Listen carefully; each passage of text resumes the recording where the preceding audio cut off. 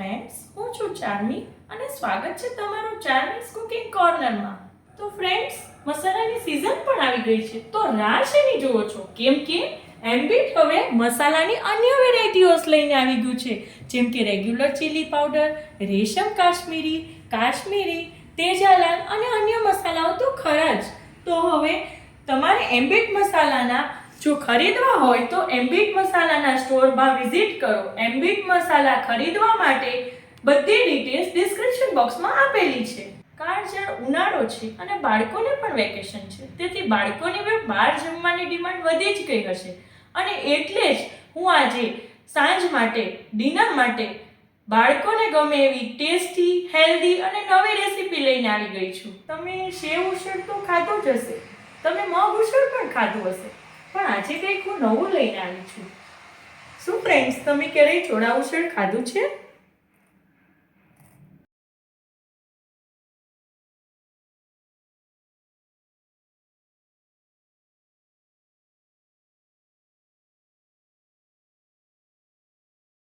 તો ફ્રેન્ડ્સ, આજે આપણે ચોળા ઉસળના મસાલા માટે આને આપણે શેકવાનો, પછી પીસવાનો, પછી ખાંડવાનો.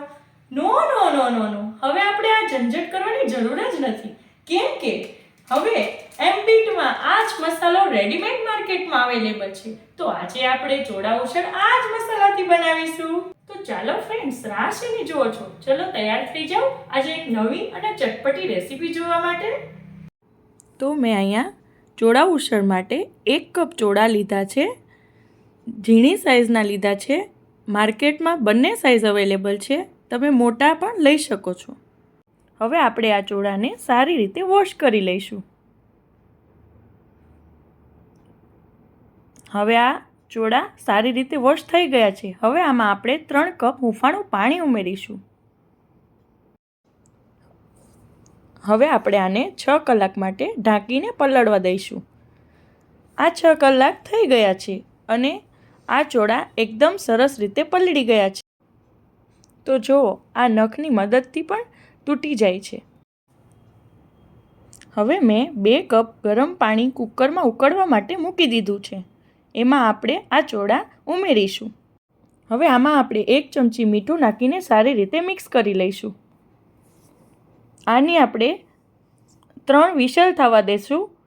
હવે આ 3 વિસલ થઈ ગઈ છે, તો હવે એને ચેક કરી લઈશું કે બફાઈ ગયા છે. જુઓ ફ્રેન્ડ્સ, આ સારી રીતે નખની મદદથી પણ તૂટી જાય છે, એટલે એકદમ સરસ રીતે બફાઈ ગયા છે. હવે આપણે એક પેનમાં 3 ટેબલસ્પૂન તેલ લઈશું. એમાં આપણે હાફ કપ જેટલું ચોપ્ડ ઓનિયન ઉમેરીશું. આને આપણે મીડિયમ ફ્લેમ પર સોતે કરી લેશું. હવે આપણે આને 4 થી 5 મિનિટ માટે સારી રીતે સોતે કરી લઈશું, જ્યાં સુધી ઓનિયન પિંકિશ થાય ત્યાં સુધી. હવે આમાં આપણે 1 ઇંચ ગ્રેટેડ જિંજર નાખીશું અને મિક્સ કરી લઈશું.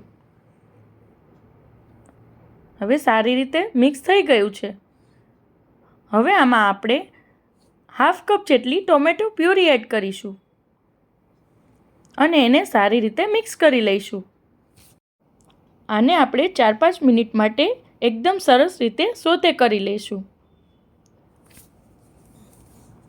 તો આમાં આપણે જ્યાં સુધી તેલ છૂટું ના પડે ત્યાં સુધી કોન્સ્ટન્ટલી સ્ટર કરીશું.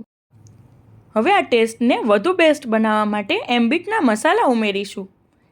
આમાં આપણે મરચું, ધાણાજીરું, હળદર, હિંગ અને સ્વાદ અનુસાર મીઠું ઉમેરીશું અને પછી એને સારી રીતે મિક્સ કરી લઈશું. ફ્રેન્ડ્સ, આ મસાલાને આપણે લો ફ્લેમ પર સાતળવા દઈશું.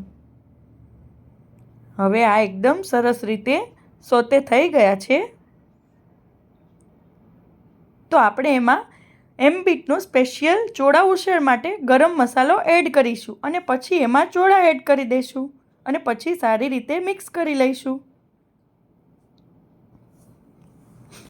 તો ફ્રેન્ડ્સ, આને આપણે હવે મીડિયમ ફ્લેમ પર ઉકળવા દઈશું. સારી રીતે મિક્સ કરી લઈશું, પછી આને ઢાંકી દઈશું. તો ફ્રેન્ડ્સ, કાચી કેરીની સિઝન પણ ચાલુ છે, તો આમાં આપણે કાચી કેરીના થોડા ટુકડા ઉમેરીશું. આમાં તમારી પાસે કાચી કેરી અવેલેબલ ના હોય તો તમે આમચૂર પાવડર પણ યુઝ કરી શકો છો. આમાં કાચી કેરી ઉમેરવાથી આ વધુ ટેસ્ટી બની જશે. હવે આપણે 2 થી 3 મિનિટ માટે ઢાંકણ ઢાંકીને એને કૂક થવા દઈશું. ફ્રેન્ડ્સ, હવે આ કૂક થઈ ગયું છે. હવે આમાં આપણે ધાણા ઉમેરીશું. તો ફ્રેન્ડ્સ, કેવો સરસ આનો દેખાવ છે. તમને પણ મોઢામાં પાણી આવી ગયા હશે, હે ને? તો ફ્રેન્ડ્સ, ટેસ્ટી અને ડિલિશિયસ ચોળા ઉસળ રેડી છે. તો આપણે એને હવે એક બાઉલમાં સર્વ કરી લઈએ. તો ફ્રેન્ડ્સ, આનો કલર જુઓ અને ટેસ્ટ પણ માણો અને બનાવીને પછી કમેન્ટ કરો કે તમને ચોળા ઉસળ કેવું લાગ્યું. આ ચોળા ઉસળ સેવ વગર તો અધૂરું જ છે. તો ચાલો હવે તમે પણ આવું ટેસ્ટી અને ડિલિશિયસ ચોળા ઉસળ બનાવવાનું તૈયારી કરો. તો ફ્રેન્ડ્સ, આવી ઇનોવેટિવ રેસિપીઝને જોવા માટે અમારી ચેનલ ચાર્મીઝ કુકિંગ કોર્નરને લાઇક કરો, શેર કરો, સબસ્ક્રાઈબ કરો. Thanks for watching.